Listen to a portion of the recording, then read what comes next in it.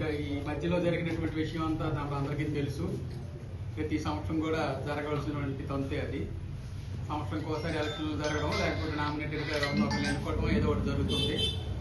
మరి గత సంవత్సరం ప్రెసిడెంట్గా నేనుండి నా ఆధ్వర్యంలో బాడీ ఉండేది. అప్పుడు నాకు హ్యాండ్ ఓవర్ చేసిన టైంకి అప్పుడు విజయలక్ష్మి గారే హ్యాండ్ ఓవర్ చేశారు.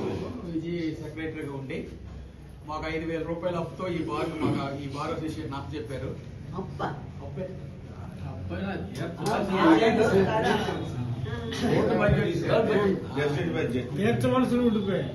అది కూడా తీరుస్తూ మరి బార్ని మాకు ఈ సంవత్సరం అంతా దీనిలో అలాగ మెయింటైన్ చేస్తూ ఈ సంవత్సరం మరి ఎటువంటి లోడ్ బడ్జెట్ లేకుండా కొత్త బాడీకి ఛార్జ్ అప్పచెప్పడం జరుగుతుంది.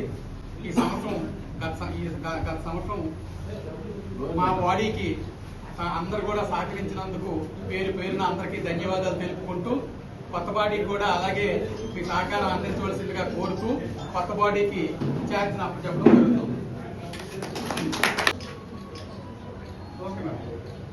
అందరికీ నమస్కారం.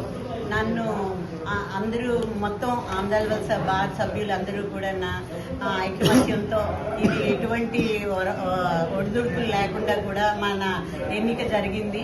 దాంట్లో కూడా నేను మెజారిటీ తోటి ఈ ఇయర్ 4th టైం గెలిచాను. సో నేను అందరికీ కూడా చెప్పుకుంటున్నది ఏంటంటే ఇది మనం అంతా ఐకమత్యంతో మన బార్కి మన అడ్వకేట్స్కి మంచి సమన్వయంతో ముందుకు తీసుకెళ్తూ తర్వాత ఏంటంటే ఇది మెయిన్ ఇప్పుడు నాకు ముందున్నది ఏంటంటే మన బిల్డింగ్ సమస్య. మనము దానికి షిఫ్ట్ అవుదామని అనుకున్నాము. దాన్ని త్వరితగతిన మన ఎవరైతే మనకి అందులో హెల్ప్ చేస్తున్నారో వాళ్ళతో మనము మాట్లాడి దాన్ని త్వరితగతిన ఆ బిల్డింగ్ కి షిఫ్ట్ అవ్వాలని కోరుకుంటూ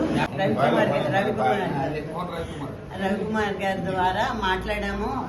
ఆయన కూడా అవి గ్రాంట్ చేస్తానని అన్నారు, మనకి ముందుకు నడిపిస్తానన్నారు. త్వరలో అదంతా కూడా ఐక్యతతో చేసుకుందామని, ఎటువంటి కల్మషాలు లేకుండా మనం అందరం కూడా ఐకమత్యంతో ముందుకు వెళ్దామని మీ అందరినీ కోరుకుంటూ నాకు ఈ అవకాశం ఇచ్చిన మీ అందరి మా సభ్యులందరికీ సవినయంగా నమస్కరిస్తూ కోరుకుంటున్నాను. Thank you all the seniors, juniors and the మహిళా అడ్వకేట్స్. Thank you all.